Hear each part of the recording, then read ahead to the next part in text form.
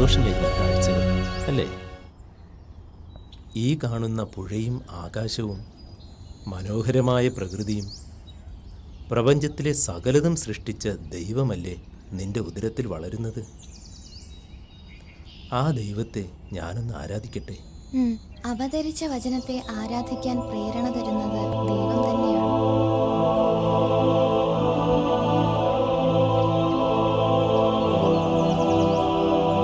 അവതാരം ചെയ്ത വചനം എത്രയോ സ്നേഹവും സൗന്ദര്യവും തികഞ്ഞവനായിരിക്കും.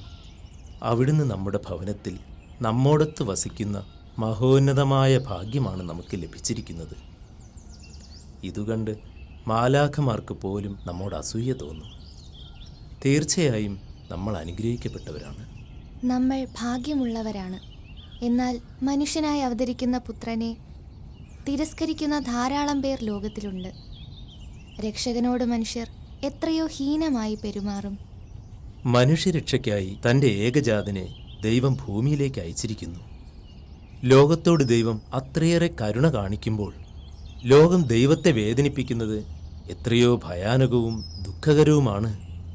ഈ ലോകം അവിടത്തെ മനസ്സിലാക്കാതിരിക്കുക, പലരും അവിടത്തെ സ്നേഹിക്കാതിരിക്കുക, ഇതെല്ലാം സത്യമാണോ? തിരസ്കരണവും നന്ദിഹീനതകളുമാണോ മനുഷ്യപുത്രന് ലഭിക്കുന്നത്? ഓ എൻ്റെ ദൈവമേ! ധൈര്യമായിരിക്കുക. നമുക്ക് ലഭിച്ചിരിക്കുന്ന വിശിഷ്ടമായ ഭാഗ്യമോർത്ത് നമുക്ക് സന്തോഷിക്കാം.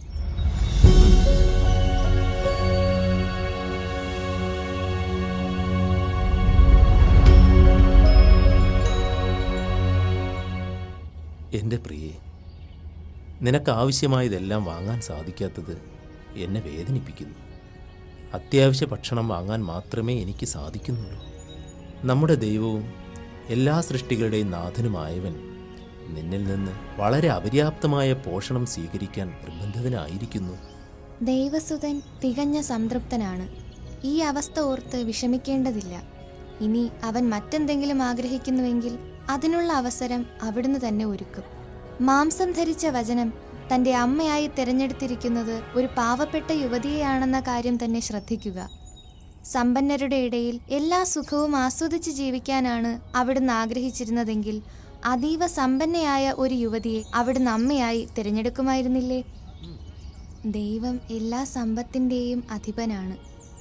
എന്നാൽ ദാരിദ്ര്യത്തെക്കുറിച്ച് പഠിപ്പിക്കുവാനായി സ്വയം ദാരിദ്ര്യം സ്വീകരിച്ചുകൊണ്ട് അവിടുന്ന് നമ്മുടെ ഇടയിലേക്ക് വരികയാണ്. നമ്മുടെ ഇപ്പോഴത്തെ സന്തോഷത്തിന് കാരണം നമ്മുടെ ദാരിദ്ര്യമാണെന്ന് നാം തിരിച്ചറിയണം.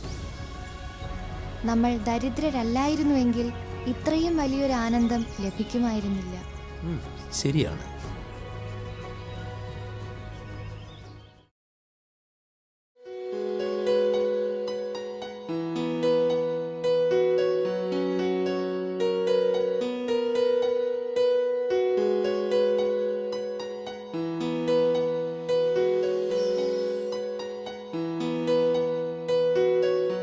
മനോഹരമായിരിക്കുന്നല്ലോ. ദൈവപുത്രൻ ഇത് നന്നായി യോജിക്കും. നമ്മുടെ കരങ്ങളാണ് മനുഷ്യപുത്രന്റെ വിശ്രമസ്ഥലം. രാത്രിയോ പകലോ നമ്മൾ മറ്റു ജോലികളിലായിരിക്കുമ്പോൾ അവന് സുരക്ഷിതമായി വിശ്രമിക്കാൻ ഒരു സാധനം ഞാനും ഉണ്ടാക്കുന്നുണ്ട്. എന്താണത്? ഒരു പിള്ളത്തൊട്ടിൽ. എൻ്റെ കൈകൾ കൊണ്ട് ആവുന്നത്ര മനോഹരമായി നിർമ്മിച്ചു കൊടുക്കണമെന്നാണ് എൻ്റെ ആഗ്രഹം.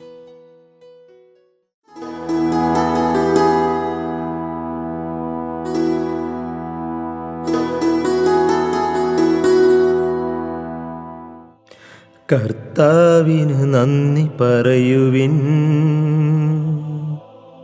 അവിടുന്ന് നല്ലവനാണ്. അനന്ത സ്നേഹനിധിയെ, കരുണയാർന്ന കടലേ, ഞങ്ങളങ്ങെ ആരാധിക്കുന്നു, ഞങ്ങളങ്ങെ ആരാധിക്കുന്നു.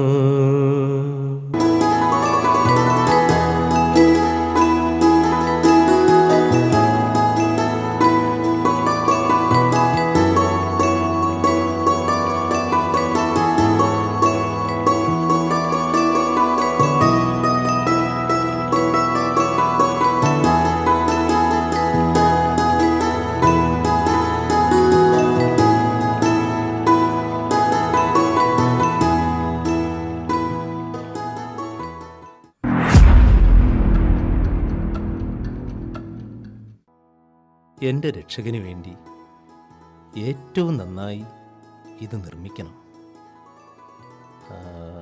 അവന് ഇതിൽ കിടന്ന് സുഖമായി ഉറങ്ങാൻ കഴിയണം.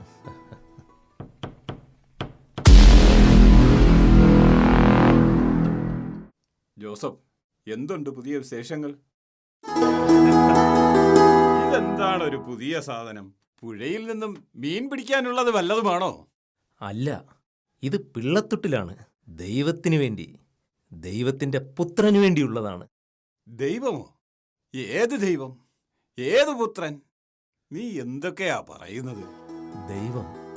ദൈവം സ്നേഹവാനാണ്. ദൈവം കാരുണ്യവാനാണ്.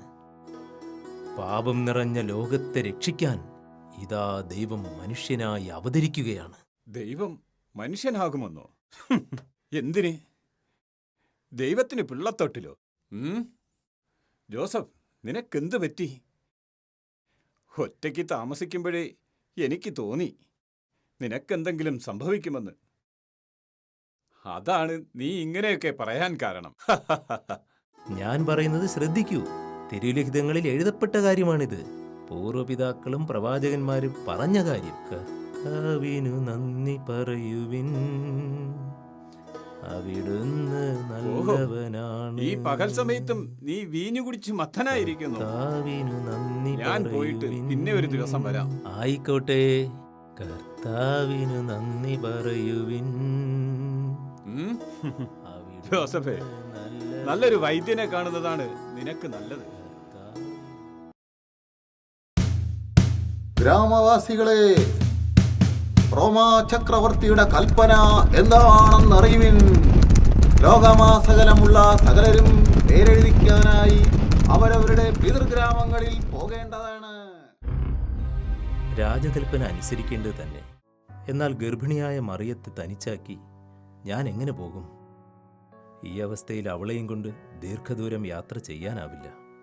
ഇനി അങ്ങോട്ട് വർഷത്തിലെ ഏറ്റവും മോശമായ കാലാവസ്ഥയാണ്. പോരെങ്കിൽ ദുർഘടം പിടിച്ച വഴികളുമാണ്. യാത്ര വളരെ അപകടകരമായിരിക്കും. യാത്രാമധ്യേ അവൾക്കെന്തെങ്കിലും കഷ്ടപ്പാടുകൾ സഹിക്കേണ്ടി വന്നാലും ആലോചിക്കാൻ വയ്യ.